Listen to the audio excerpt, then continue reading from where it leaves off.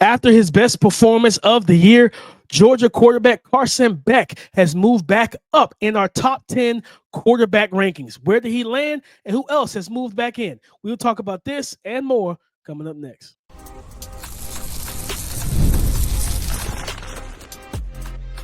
You are Locked On NFL Draft, your daily podcast covering the NFL Draft. Part of the Locked On Podcast Network, your team every day. What's up, Locked On family? Welcome back to the Locked On NFL Draft Podcast, your daily podcast covering your favorite draft prospects, part of the Locked On Podcast Network, your team every day. I'm your boy, Damian Parson. You can find and follow me on X at DP_NFL. I'm a senior draft analyst, and thank you for making Locked On NFL Draft your first listen to date and everyday shot for being our everydayers. And you know, I got to kick the intro to Mr. LSU himself, Keith Sanchez. You can find and follow him on X at TheTalentCode. Keep talking to him, baby. What's up, Locked On family? Let's get locked in. This is Keith Sanchez, 2019 national champion man, and the other side to this dynamic duo that we like to call the Locked On NFL Draft Podcast. I want to start this podcast off by saying shout out to our everydayers. Thank you for tapping in with us each and every single day, man. Every listener is greatly appreciated here over at Locked On NFL Draft. Today's show, classic Monday show, college football week 12 recap, right? So you know you're going to get our quarterback rankings, right? Updated quarterback rankings. We'll get our segment of the money makers and bag fumblers. And then, yes, you're going to get a guest appearance from Coach K, Coach DP, hopping in the locker room, passing out game balls. DP, let's get into these QB rankings. Today's episode is brought to you by Hillsdale College. Go right now to hillsdale.edu/locked-on to enroll. There's no cost and it's easy to get started. Guys, if you're new here, we update our quarterback rankings, our top 10 each and every Monday off of college football that weekend. So let's get into it. Number one, Shedeur Sanders out of Colorado had a nice game against Utah. Number two, Cam Ward. Miami finally had a bye week, it seemed like. We've seen Cam Ward all season. He stays at number two. Jackson Dart, I believe Ole Miss, and Jackson Dart at number three. He and the team was also on the bye week. Number four, Carson Beck moves up, man. Outstanding performance. We'll get into that. Quarterback out of Georgia. Number five, Jalen Milroe. Number six, quarterback out of Penn State, Drew Allar. Number seven, Will Howard from Ohio State. Number eight, Dylan Gabriel from Oregon. Number nine, Kyle McCord from Syracuse. And number 10, Quinn Ewers. Keith, let's start with Carson Beck, man. We've been critical of how he's played this year, and I've been critical of the play calling with Mike Bobo. But I'm going to tell you something, man, against Tennessee's defense, which I was a little worried about, right? That defensive line, that front seven, they're deep, they're physical. They have get off, they got pass rushers, different things like that. And we saw the week prior with Walter Nolan, Princely Umamielen, and Jerry Ivey, what they did to that defensive line when Georgia lost to Ole Miss. And I was like, man, this might be another repeat of that. But the old line held up strong. But I got to give a lot of credit to not taking and not getting sacked multiple times, 4, 5, 6 times to Carson Beck. He was 24 of 39, 328 yards passing, almost 8.5 yards per attempt. He had 2 passing touchdowns and arguably the best throw of the year for him. He also had 6 rush attempts for 29 yards, and he capped on a rushing touchdown in this game as well. When pressure got there, when James Pierce got in the backfield, and he flushed the backfield a lot, when he got back there, Carson Beck made plays with his legs. That's why in my scouting report over the Bleacher Report, I said he's a more mobile Jared Goff. Like he and there was one run where I felt like there was a flip switch with him, Keith. He ran over, I think, a safety. Like he lowered the shoulder and ran him over. And I was just like, okay, Jared Goff's not doing that. Number one. You know what I mean? Jared Goff's not doing that. But two, I was like, it felt like a changing of the guard. And this is where for me is like, if this flips to where the rest of this season, whether it's the next 3 games, next 2 or 3 games, SEC championship game, and you get into the playoffs, we see week 12 Carson Beck. What did we say on Friday? I think it was Friday's show. It's not about how you start, it's about how you finish. And of all the people that were out on you this entire time, if you close the season with 4 to 5, 6 games, 300 yards passing, no turnovers, touchdowns, using your legs, you might be able to move yourself back in to that back end first round range, at least top of the second, because there was a lot of people that dropped into the third, even some talking about in the fourth. Yeah, so what do I want to start with Carson Beck? Obviously the performance was good, right? Like he looked like he was back to himself. And I'm gonna tweet this out, but I agree. So that run I sat there and I was like, hold on, because it wasn't about just the run, right? It was what happened after. And you watch the interactions. He got up, he was pumped up because I didn't Yeah. even think it was that big of a deal. You know what I'm saying? Right. But it's like he took it as like, I'm back, right? Then he hopped up, Mm-hmm. and his offensive lineman got in his face. And I said, at that moment, and it was before he even had the rest of the game, right? It was literally at that moment I said, I wonder how Carson is going to play the rest of this game because he looks like he has his confidence back, right? And Mm-hmm. Carson is talented enough from arm strength and all this other stuff you want to use, right? For quarterbacks and DP, this is where I'm shifting to. Like 80% of the evaluation is mental, right? Like Yeah. where these guys go in the good and the bad, the decision making, pre-snap, post-snap, the emotions of the game, high leverage moments, right? Like all of that stuff is applied to emotion. Clutch time is not arm strength, right? And so Yeah. watching Carson Beck, I watched that situation, the exact play you're talking about, and I'm like, I want to pay attention to this. And he went on to have a hell of a game. He was locked in, right? He was dialed in. It looked like he kind of shook the yips a little bit, right? That he had. Mm-hmm. And that throw that you're talking about in the end zone, DP, I got so many things with Georgia, right? But we'll start with this is that was one of the best throws in college football, period. There were 3 defenders around there. He threw that at the defender who back was turned right over his ear hole to Oscar Delp, right? Finally, right? We Yep. finally got Oscar Finally. Delp appearance in a situation where we was like, even them, I think they got Ben Urasic involved, right? It was like and I think I talked about this at the beginning of the show, DP, is that you don't know if it was a Jackson Dart thing or if it was a Jackson Dart in combined with the play callers. But when you went into the season, it was clear that the tight ends was probably the strength of your team once again, and they tried to use everything but the tight ends, which was confusing, right? And it was no Right. surprise that once they started getting guys like Oscar Delp involved, it was like you was watching him run away from safeties, and everybody was like, "Oh man, who is this guy?"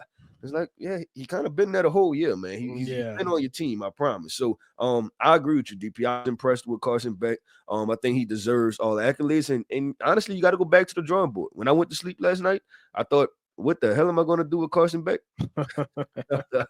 And that's the conundrum. And again, when you're able to stack, like now it's all about stacking that performance, right? Like the next couple games, we need to see this again, right? And like you said, that confidence, that throw to Oscar Delp, the anticipation, seeing it, driving it into that window, right where Oscar was going to be one of the best throws just of in college football of the weekend. Like that was legit his best throw of the year. And it reminded me of the throw he had, I think it was to Rosemary Jack Saint last year on a deep cross where he just rips it, and it's like just over the top of the second level defender, the safety that was trying to work down, and he just threw him to a spot. And I'm like, that's high level quarterback. And it's like, if we could get this to close out this season, Carson Beck, you might be able to regain that luster that people have. A lot of people had you as QB1, man. You really got to get back to that. But a guy that I've been consistently high on, Keith, this entire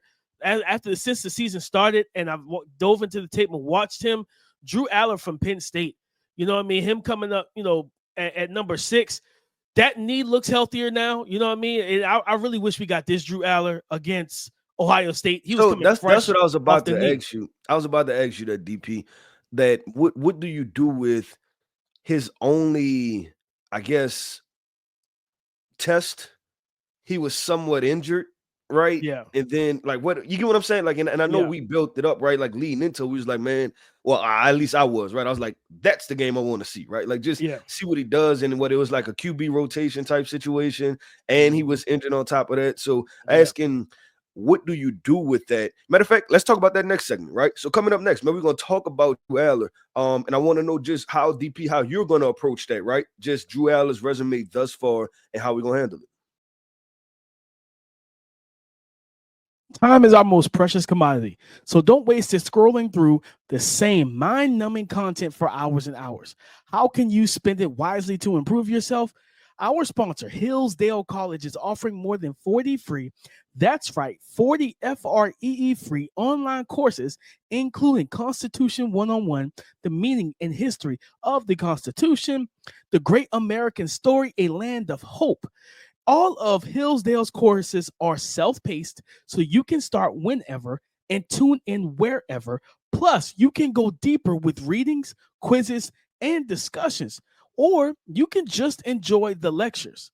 It's simple, guys. Go right now to hillsdale.edu/lockedon to enroll. There's no cost and it's easy to get started. That's hillsdale.edu/lockedon to register. hillsdale.edu/lockedon. Today's episode is brought to you by Prize Picks. You can now win up to 100 times your money on Prize Picks with as little as 4 correct picks. Prize Picks puts their members first, so all withdrawals are fast, safe, and secure. When my picks hit, I can get my money in as quick as 15 minutes. Sign up today and get $50 instantly when you play $5. You don't even need to win to receive the $50 bonus. It's guaranteed. Prize Picks is the best way to win real money this football season. Which players are going off? Which ones aren't? Make your picks in less than 60 seconds and turn your sports opinions into real money all season long on Prize Picks. Download the app today and use the code LOCKEDONNFL to get $50 instantly after you play your first $5 lineup. Again, download the app today. Use the code LOCKEDONNFL to get $50 instantly after you play your first $5 lineup. Prize Picks, run your game.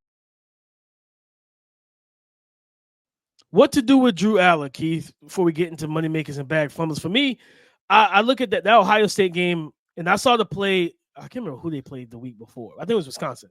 And I saw a play where he got hurt. And I was like, yeah, that doesn't look good. You know what I mean? You had a defender tied around your legs. He ended up twisting, trying to muscle out of it. And it looked like he could have been worse than what it was. It looked like he could have been an ACL. And to see him come back in the very next week, had the bulky knee brace on, I was like, yeah, he's not going to have the same athleticism, but also he's really good with his base in terms of using it when he throws. And you saw like he had some balls that were kind of a little short arm because he couldn't get the full turn and torque. So for that Ohio State game, for me, I kind of throw it out the window because it's like he wasn't healthy. There's nothing he really could do in that situation. It just sucked. Like I was pissed off that it was like, this is the game we're waiting to see. And you end up getting hurt the week before in the first half, at the end of the first half. You know what I mean? Where he didn't play the rest of the game. And even then, I think, of course, the receiver dropped the pass in the end zone that was right in his hands. There were some things that he had a couple of drops in that game where, man, if the receivers caught that, the way that the defense was playing, Ohio State was trying to get their offense going. I think they threw a pick six. I think Will Howard did early in the game or something like that. Like they could have still won that game. But the Ohio State game for me, I just kind of throw it out the window. They're still in prime real estate to end up making the playoffs, the college football playoffs. And it's like, all right, just close out the rest of the season. You may not make it to the Big Ten championship game. Just close this thing out. Let's get to the playoffs. Don't lose any games in between now and then. Let's get to the playoffs so then we can see you against that upper echelon competition when the lights are bright. He's a guy I wouldn't be surprised if he went back. I would probably advise against it because Penn State doesn't have a lot of good receivers, and Tyler Warren is absolutely going to the NFL. Like if you lose him, like it's a wrap in that passing game. Yeah, if he didn't make any statement this past weekend, right, is that, I'm out of here, right? Just with his play and them running the offense through him.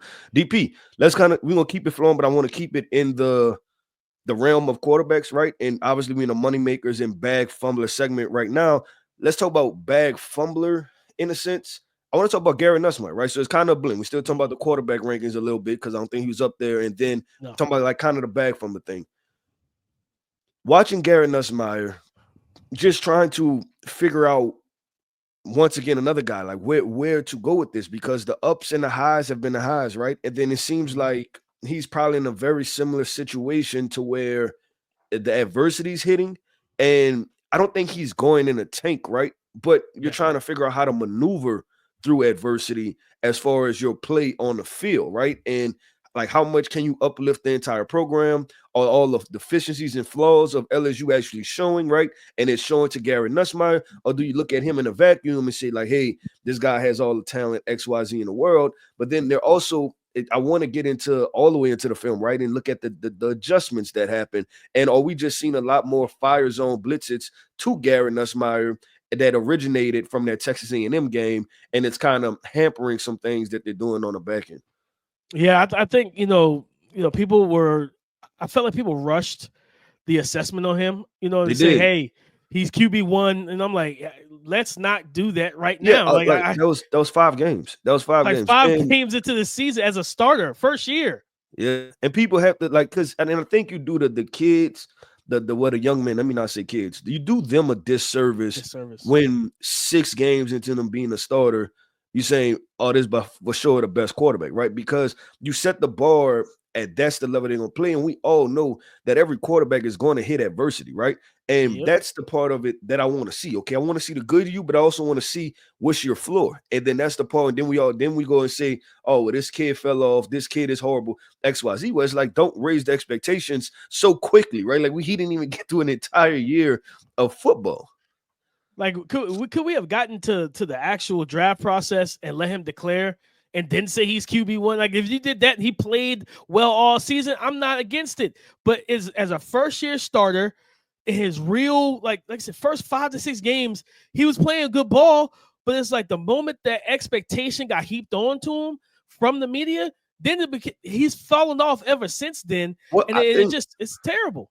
Yeah, and I think DP, if people really watch the games, there was good Garrett Nussmeier, right? But you had to pay attention to that. There was also situations where he was like, that could have went the other way. Like, bro, the South Carolina game. Yeah, 2 pick sixes that could have get called back. Like, when does that ever happen, right? Like, that's not a thing. So, I think we're just kind of seeing the law of averages kind of play out for Garrett Nussmeier. But I think it's interesting because obviously, with the LSU situation, it appears that like everything is kind of trending downwards, and not just Garrett, right? Like people are questioning the team, and then the wide receivers and things like that. So, just kind of wanted to wrap it up with that conversation.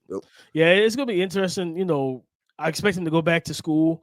But it's gonna be more so. Are you like the Brian Kelly situation and like people calling him out as the head coach? Like, do we expect Garrett Nussmeier to go back to LSU, or could he be a transfer portal type of guy and say, "Man, I'm gonna find somewhere else to go"? Because if Brian Kelly loses his locker room and loses his team, I don't see Garrett Nussmeier returning in that situation, Keith. But money makers and bag fumblers to keep it going. I got to go to a running back, Keith. That we're not talking about enough. Brashard Smith, running back from SMU, 5'10", 195 pounds, against Boston College, 18 carries, 116 yards rushing, a rushing touchdown. That caps off 3 straight games over 100 yards rushing. 5 of his 12 rushing touchdowns have come in the last 3 games, week 9, 10, and 12. This young man is on an absolute tear. He's explosive. I believe he was clocked in on one of his long runs this year, one of his longer runs, at like almost 22, if not 22 miles per hour at top speed. He is a burner. He's a blazer. And like, again, in this running back class, I believe I think he's a senior too. Yes, because he spent 3 years. It's crazy. He spent 3 years at Miami. That tells you the state of Miami at the time. He spent 3 years at Miami, and he never had over 200 yards rushing in the season. You know what I mean? So now him getting the opportunity, and crazy enough, could we get that revenge game in the ACC championship game? Brashard Smith and SMU facing Miami. Crazy. He gets the chance to go and show them why you should have gave me the football. DP, I want to say SMU got a few players because I think is the connection with the head coach, right? I think the head coach was at Miami, so that's going to be really interesting. That'll be fun because I think if he's still there, I think the wide receiver Romello Brinson, he's from Miami, so it's a couple guys, and I think it's another running back too. So it'll be fun. It'll be a fun conversation. That'll be a nice little chip on the shoulder type of game for him. But Brashard Smith, like I said, just in this running back class, man, I haven't graded him yet. I'm gonna go through his tape this week and get a grade. As we get close to the end of the season. This young man's talented. He's a baller. He's been balling. Get the ball in his hands, and he's making the plays. His quarterback has been balling out too, Keith. But you mentioned him earlier, Keith, and we've been waiting for it, and now we finally got it. Oscar Delp. You know what I mean? Yep. Getting Oscar Delp, it going in this passing attack. Don't get me wrong. Like, was it all? Like I said, a lot of it to me was on the OC and how he was calling plays. Oscar had some drops in the season, things like that. It just felt very disconjointed. But in this game against Tennessee, he was big time. 5 targets, 4 catches, 56 yards, receiving 2 receiving touchdowns, especially the one that right down the middle on like a post route up the seam out of the slot from Carson Beck. That throw we talked about in the first topic. Like Oscar Delp. Now, do I think he's gonna he would need to have this type of game the rest of the year. You know what I mean? Because right now he's got 13 catches, 175 yards receiving, and 2 touchdowns. He absolutely has one. He has one more year of eligibility. He's a true junior. He can come back next year, and of course, be the guy again and then say, "Hey, from week 1, Mike Bobo, make sure I'm the unquestioned target. Feed me the rock out the gate. 6'5", 240, almost 250 pounds. Like he looks like a grown man in college. Like he looks so much bigger than what Brock did. But y'all fed Brock. You know what I mean? And don't get me wrong, you fed him. He was the right guy to feed. But I think Oscar Delp is that type of talent that you feed him too. Give him the targets. DP, I watched it in the summer and I was like, this guy's really freaking good, right? And then I'm looking at it and I'm like, you know what? Like top 50 grade. Like he can be a top end of the second round. When you watch his athleticism, it's just even when the announcer said it was just like, yeah, his first touchdown of the season.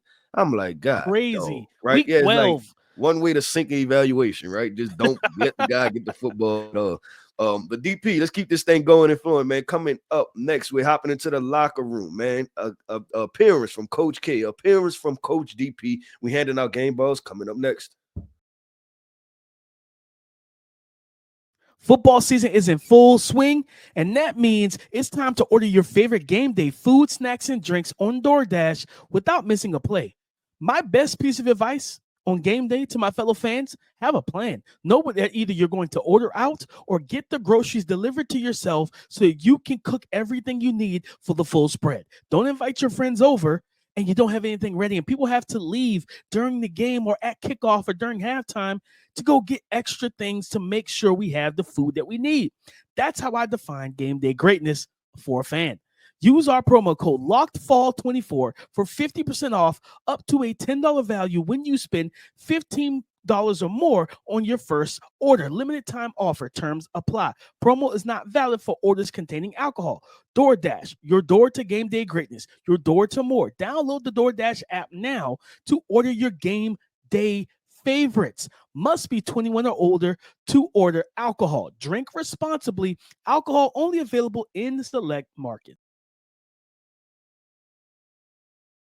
Thank you for making Locked On NFL Draft your first listen today and every day. Shout out for being our every day as it's time for Coach K and Coach DP to walk into the locker room and hand out the game balls after week 12 of college football. Keith, I'm giving mine to a young guy.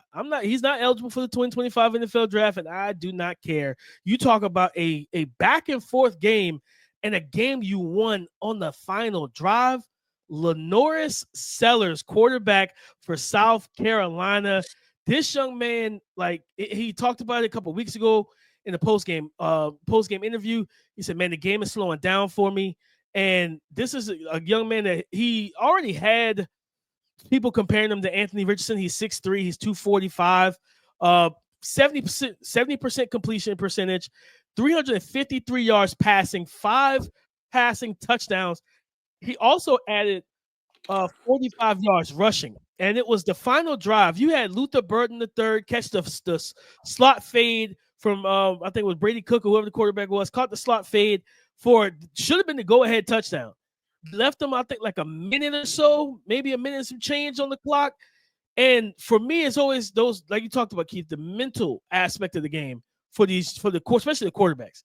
Yep. To watch the Lord Sailors walk into the huddle, just calm, cool, collected. He had the old school 80 goggles on that you saw in the NBA from a lot of the big men, the Bill Russells and Wilt Chamberlain goggles, the specs.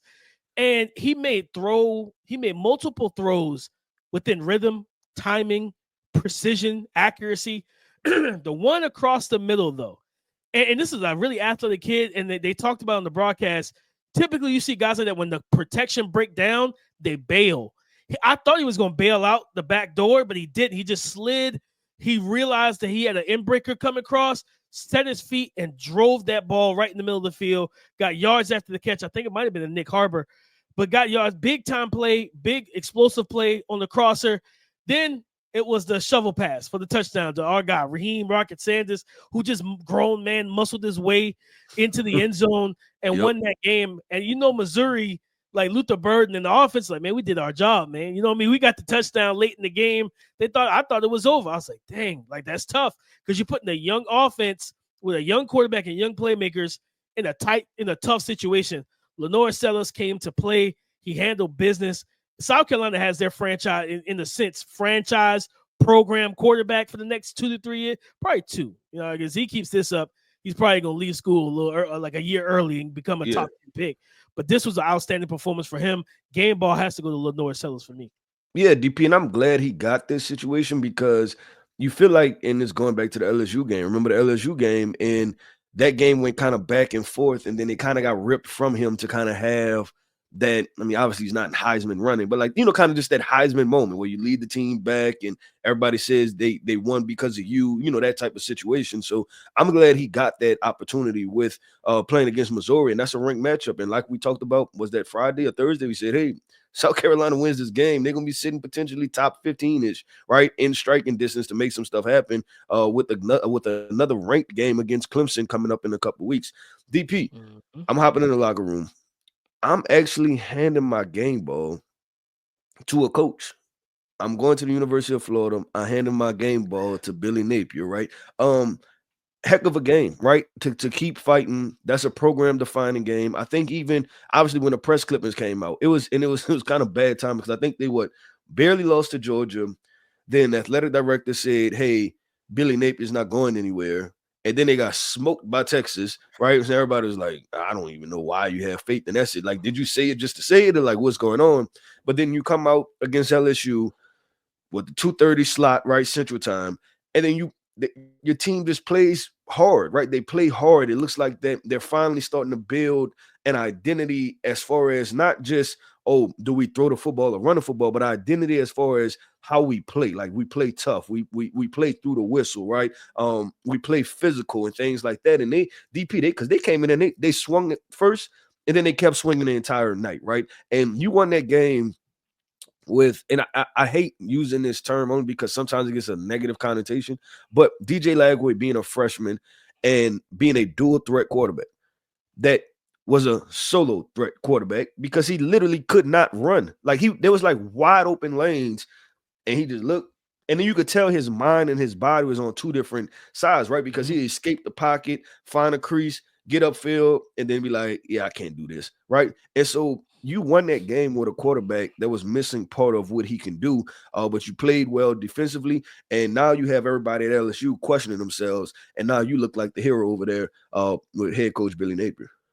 I like that. I like that call out, Keith, because he's been a coach that's been under fire since Anthony Richardson was there. Since he got there, you know what I mean? Literally, and like I said, after that comment from the AD, and then the Texas game, people like, yeah, no, I'm not buying into this. But to see that team play the way they played, and the throw, he made it like DJ Lagway made a ridiculous throw where he climbed the pocket and ripped it, you know what I mean, down the seam, down the middle of the field for a touchdown.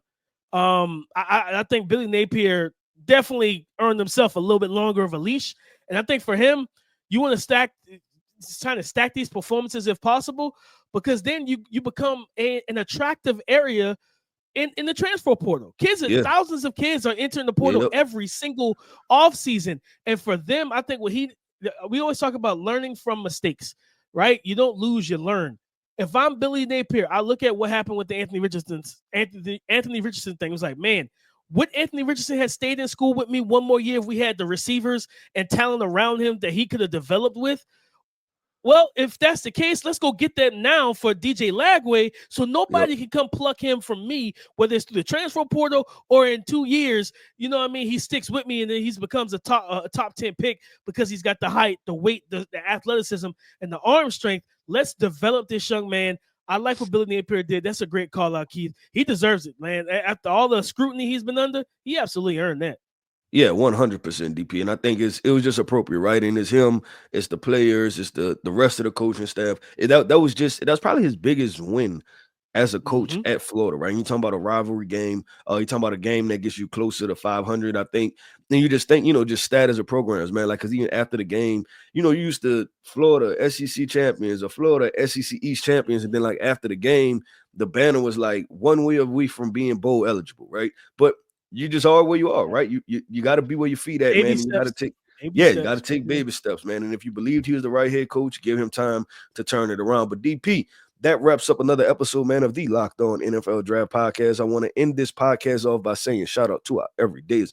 Thank you for tapping in with us each and every single day, man. Every listen is greatly appreciated here over at Locked On NFL Draft. I am Keith Sanchez. You can find me on X at The Talent Code. That right there is my guy, my co-host, Mr. Damian Parson. And you can find him on X at DP_NFL. And like we like to say, man, y'all can talk to us because we like to talk back. Go subscribe and follow for free on YouTube. Wherever you listen to podcasts to get the latest episode as soon as it is available. Thank you for making Locked On NFL Draft your first listen today and every day. Shout for being our everydayers. Guys, on tomorrow's show, we got perfect prospect parents. I'm taking one of these tight ends and I'm putting them in the right situation so they can develop and ball out in the NFL. So come and join the conversation again tomorrow on the Locked On Podcast Network, your team every day.